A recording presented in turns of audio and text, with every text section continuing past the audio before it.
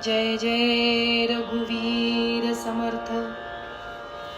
प्रभाते मनी राम चिंतित जावा, पुढे वैखरी राम आधी वदावा।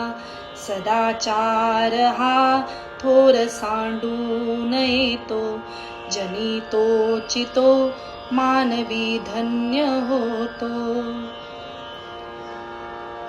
श्लोकाचा अर्थ: पहाटेच्या वेळी भगवंताचे चिंतन करावे आणि नंतर वाणीने रामाचे नाव घ्यावे। सदाचरण हे श्रेष्ठ असते, ते कधीही सोडू नये। चांगले आचरण हे नेहमी श्रेष्ठ मानले आहे, ते कधीही सोडले नाही पाहिजे।